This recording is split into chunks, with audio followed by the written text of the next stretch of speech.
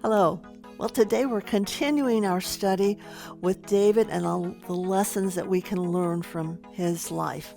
One of the big lessons, the consequences of following bad advice. We've all done that. We think we're right, or sometimes we think maybe the situation just warrants that we do this, act this way, but in reality, that's not the way it is. David is on the road to Adullam. And that's a place that we're going to talk about next week. And we're going to discover that the cave of Adullam is not so much a place as much as it is an event, an experience that David's going through. But how does he get there, and what consequences have caused him to be there? Well, Saul tried to kill David. We know about that. Then David listened to his wife, Michal, and ran away. David ran to Samuel. Didn't receive any advice, but Saul followed him there. And Saul had this religious experience. It was after that David goes back to Jonathan, where he does get advice. And the advice was, leave the kingdom. Get away from Saul, get away from Israel. See, what we have to remember is not all advice that we receive from believers is really from the Lord. And not only that, not all of our thoughts are from God either. And here's David. He is running away from his enemy. But more than that, he's running away from his calling. David has been called to be the king of Israel. He cannot do that if he's not in Israel. He cannot do that if he's not in that location. He thinks, I will solve my own problems. God's not big enough to help me through this. I know what I'll do. I'll go away. I will run away from the people that support me. Jonathan would have supported him. His family was there. And most of all, God was there. He says, I've got to handle this myself. And so David seeks help from Nob. And in chapter 21, we find David running to a place that he's often gone to before. He goes to the tabernacle. He goes to the city of Nob, which is a community of priests. The tabernacle's there. David has often, as we'll see later in chapter 22, gone there for help. And he thinks that he can get there and receive direction, counsel, comfort, support. Well, Nob is only about 5 miles or an hour or so from Gibeah. We find out that it took him 3 days to get there. Part of the reason was, and probably the big part of the reason was, David knew it was unsafe for him to travel on an open road with Saul's men everywhere. So he travels by night. He travels alone. And it's early morning on the Sabbath day when David arrives at the tabernacle. And he goes in and sees Ahimelech. Ahimelech is the grandson of Eli, the high priest from years before. And Ahimelech sees David.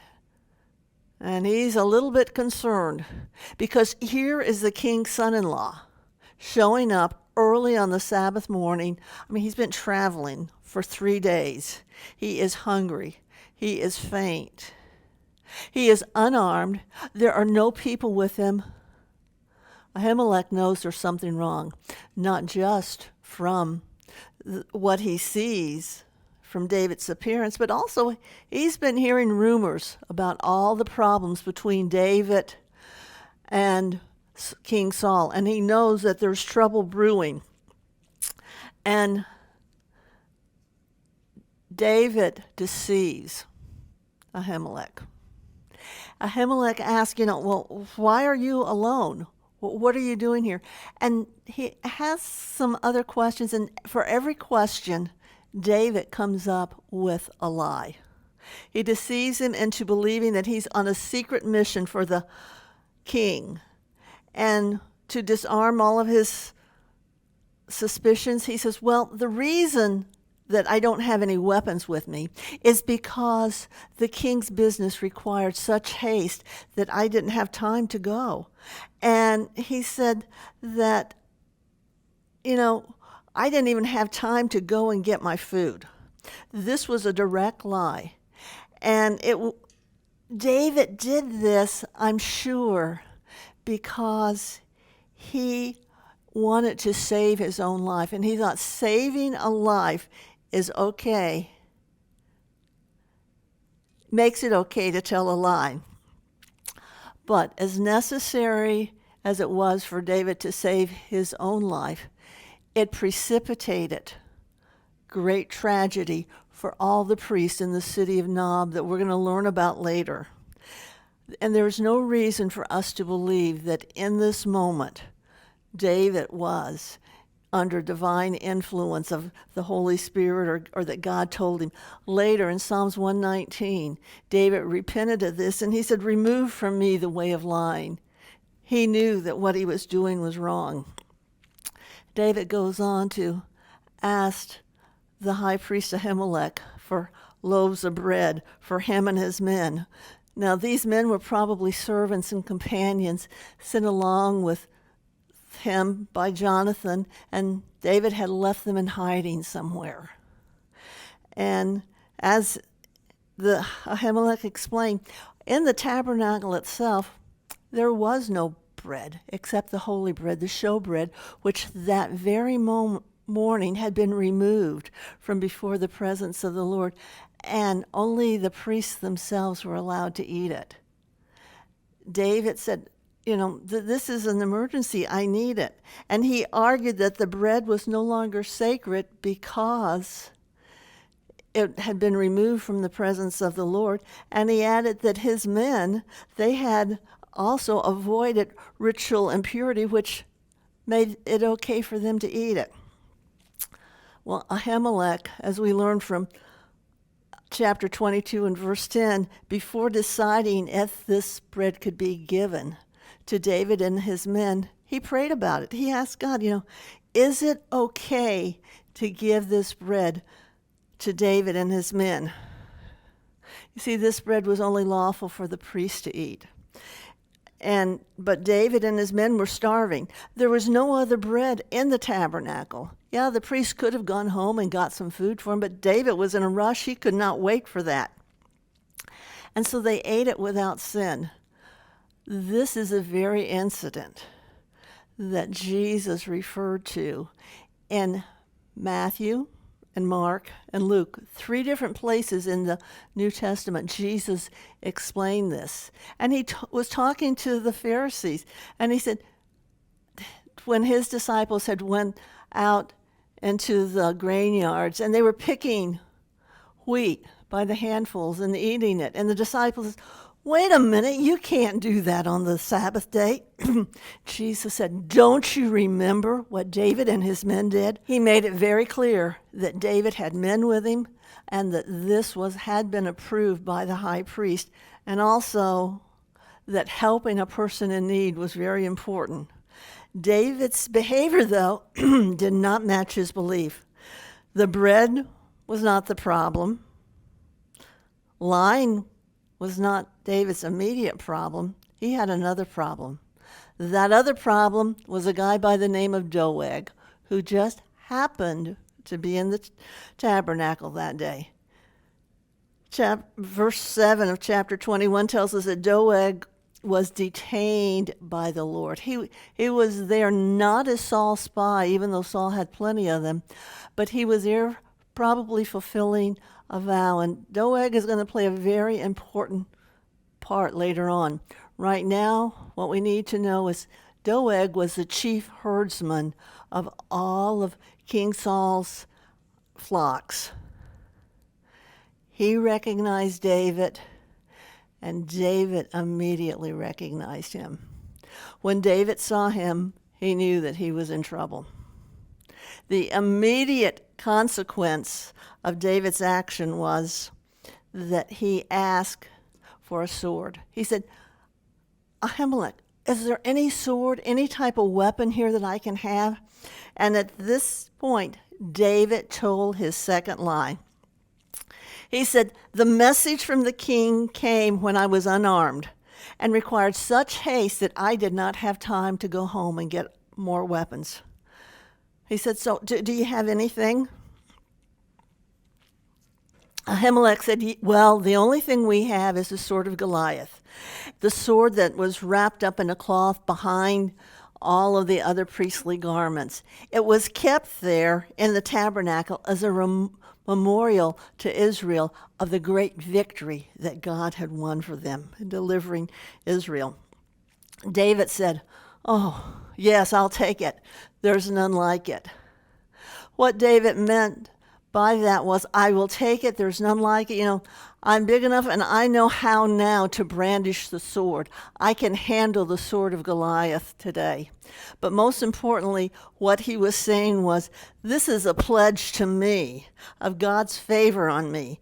And it's a great encouragement. Oh, I know God has been with me in the past. And because he delivered me in the past against my enemies, this sword is a reminder to me that God will deliver me in the future. And sometimes that's what we need. We need reminders of what God's done for us in the past. Maybe it's a Bible verse that we can go to. Maybe it's looking back and just recalling an incident. Maybe it's a conversation that you've had with someone. Whatever it is, you need those times when you're low, when you're down, when you think there's no way of escape, to say, yes, I know what God has done for me in the past. And because of what God has done for me in the past, I can tell you he's going to do the same again. He is faithful and he is true. But there was a great problem with this. Not with David taking the sword. You see, the sword belonged to David.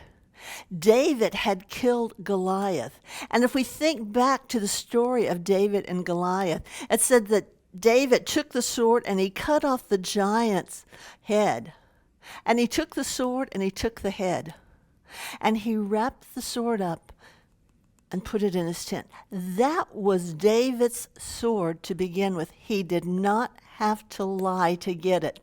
But the problem with sin is, once we start doing it, as David did when he went through these 2 lies already with Ahimelech, it becomes easier and easier for us to sin without even realizing it. And sin has consequences. David will see those consequences very much in a very real and awful way in chapter 22. But David right now has a pressing issue.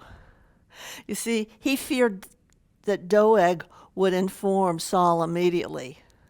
He knew as soon as he walked out of that tabernacle that Doeg would leave as soon as possible and head straight for King Saul. So David thought, I've got to get out of here. I've got to run again. And so he chose Gath, one of the 5 principal cities of the Philistines. This was the worst place he could have gone. It was the very city of Goliath, the giant whom he had slain. He thought, I've got to get away from Saul, so I'm going to go to his enemies. Why David went there, I can't understand. Why David went there, the Philistines, I'm sure, can't figure it out. And why David went there, I don't think he knew. See, that's what happens when we get involved with sin and we start running away from God.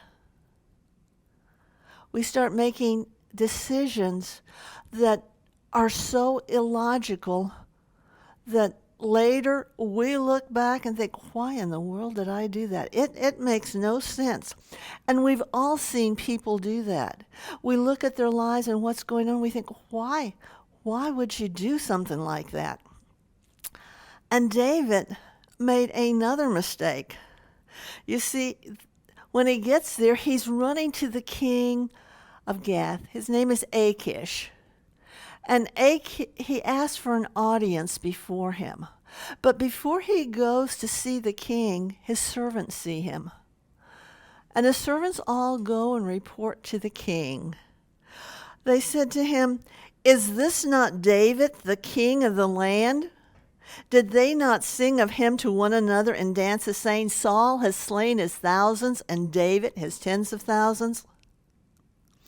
These servants of Gath, of Achish, had insight. They said, this is David, king of the land. He was not king yet. Saul was still wearing the crown. But they knew that the anointing was on David. They knew that he was the one that had the calling on him, even if he did not currently have the position and the title.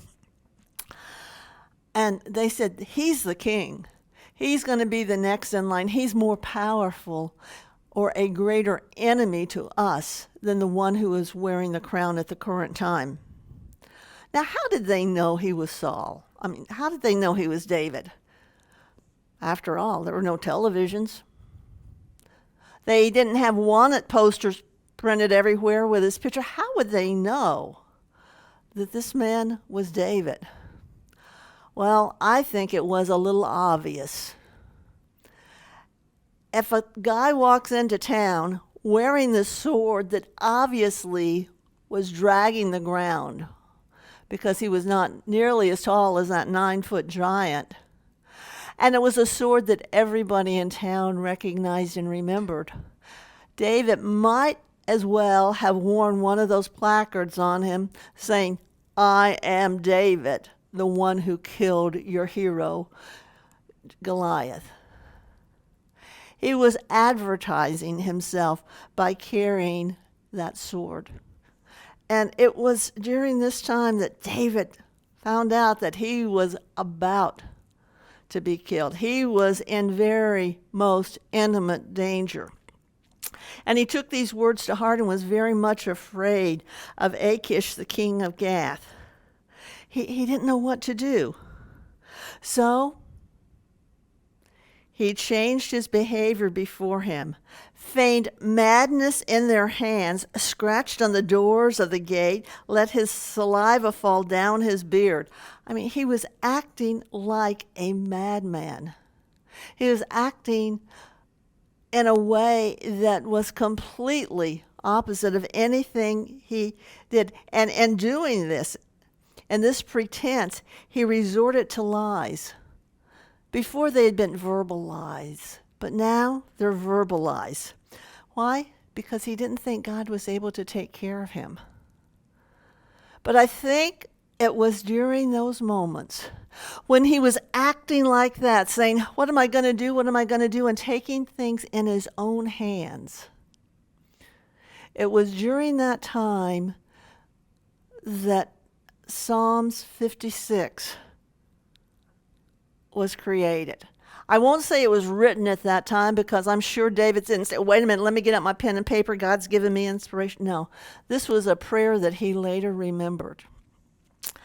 And if you look in your Bible, it says this was when the Philistines captured him in Gath.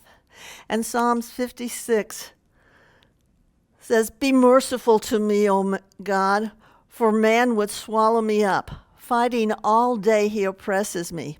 You number my wanderings. Put my tears into your bottle. Are they not in your book? When I cry out to you, then my enemies will turn back. This I know, because God is for me. David, in the midst of his lies, in the midst of his sin, in the midst of acting insane, starts to have a glimmer of what he's left, of who he's left. And he cries out to God for protection. He says, God, I know I have made mistakes. I know I have followed bad choices and made bad decisions. But God, be merciful to me. And that's all we have to do when we're in a place like that. If you're in the midst of sin right now and you've made bad choices, just say, God, be merciful. You know, it says, when I'm afraid, it says, number my wanderings. You've seen me go back and forth. You've seen me try a lot of things. But when I cry out to you, my enemies will turn away because you are the one that's for me. And so King Achish said when he saw him, he said, look, you see this man is insane. Why have you brought him to me? Have I need of madmen that you have brought this fellow to play the madman in my presence? Shall this fellow come into my house? In that culture, during that time, those Easterners believed that madness was contagious. And they thought that if the demon of madness was on one person and they got too close, that it could jump off of that person and right onto them. And Achish says, wait a minute, I don't need anybody like this. Get him out of my sight, get him out of my presence. God delivered David in spite of what he had done in the past, in spite of what he had done in rejecting God's counsel and even turning away and fleeing from God. God delivered him. And that's when Psalms 34 was originated. Psalms 34 says, I will bless the Lord at all times. His praise shall continually be in my mouth. My soul will make her boast in thee, Lord. The humble, those who don't believe, shall hear of it and be glad. O magnify the Lord with me, and let us exalt his name together. I sought the Lord, and he heard me, and he delivered me from all of my fears. David was delivered from Gath. He was delivered from Achish because he turned back to God. He turned back to God, but this turning point didn't erase all of his problems. David still had to go through the experience of Adullam. And when you make the decision that you're going to turn from your sin, just like David, there may be still consequences that you have to face, but God will be with you. It said, I sought the Lord and he heard me and he delivered me from all of my fears. Not all of my consequences. Yeah, there was still a price David had to pay, but he was no longer afraid. He knew that the God whom he had deserted was still there. All he had to do was cry out to him. That's our lesson for today. No matter what path you're on, no matter how far your sin, your bad choices have taken you, all you have to do is call out to God. He will deliver you from your fears and forgive all of your sin.